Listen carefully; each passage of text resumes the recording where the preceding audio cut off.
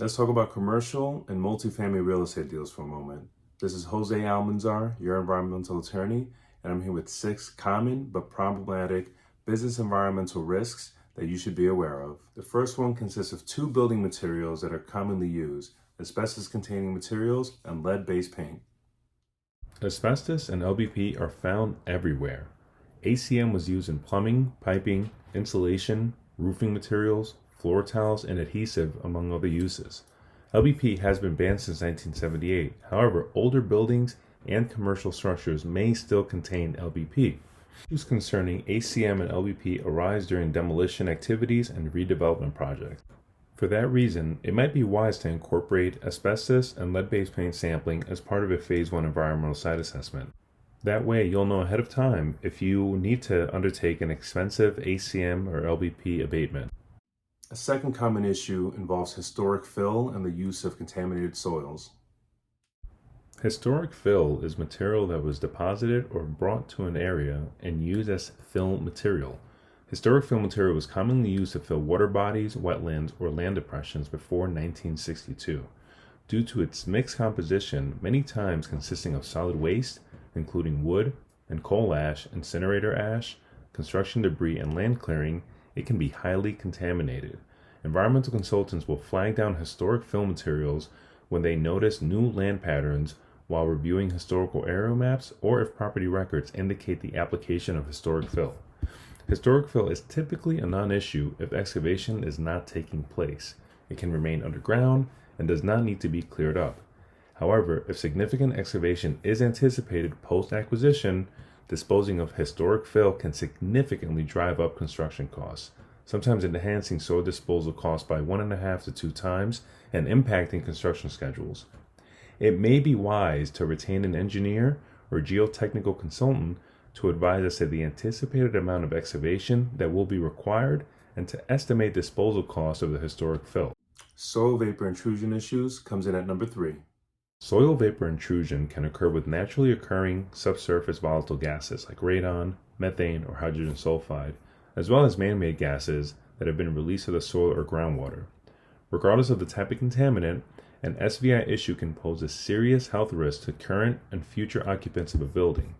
For this reason, regulators take a rather conservative approach to SVI issues.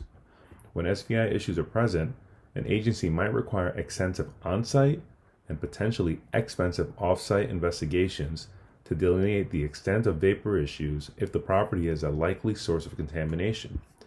If it appears that the property is not the source, but there is confirmed soil vapor intrusion, the agency may require that a venting system, such as a subslab depressurization system, SSDS, and/or a vapor barrier be installed in the building.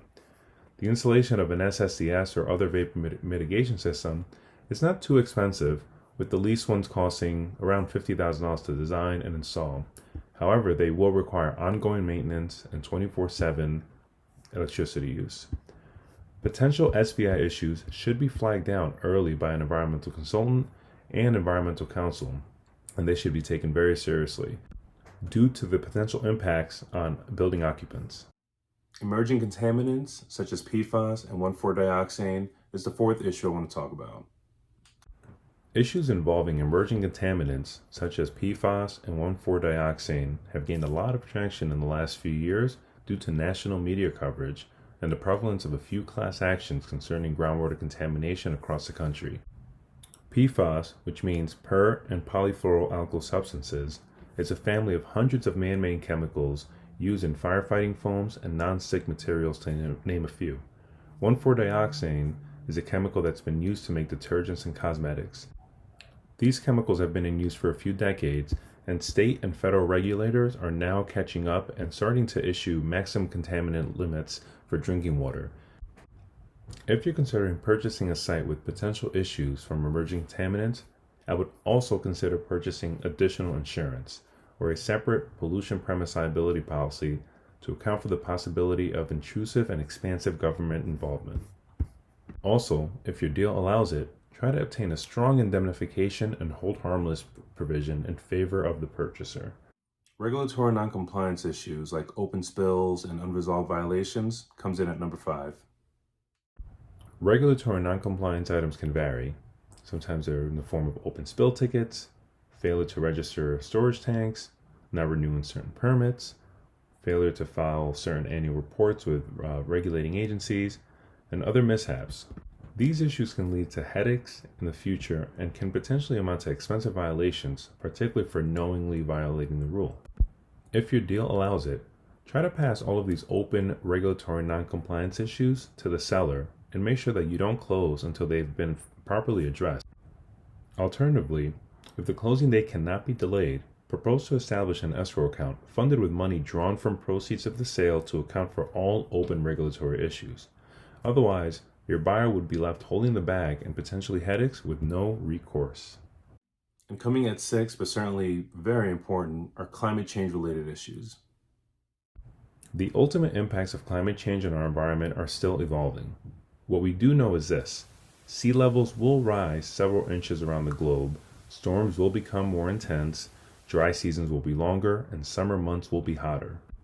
All of this is a recipe for disaster for the unprepared, particularly if your client is purchasing waterfront property or the property is in a vulnerable area, such as a low-lying flood zone near rivers and streams. Additionally, increased energy demands during summer months will put the energy grid at risk, and we can anticipate increases in blackouts or brownouts in certain areas. This might be problematic for industries or developers that rely on energy to be readily available and abundant 24/7, 365, such as data centers, warehouses, and pharmaceutical storage centers. Advice would be to ensure that your team is aware of these issues relating to climate change prior to exploring deals and make climate resiliency a priority, particularly for waterfront properties and those within susceptible flood areas. You should also consult with experienced environmental insurance brokers to explore policies that account for losses, including business interruption from climate change related impacts. Above all, make sure you have your environmental attorney early during your deal stage, during the contract negotiation stage.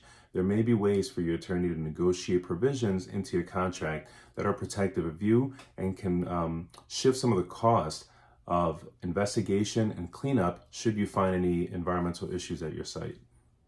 Hey, don't go just yet. If you enjoyed this video, please make sure you hit the like button below. And also, make sure to subscribe so you don't miss any additional future videos that I put out. Thank you. Have a great one.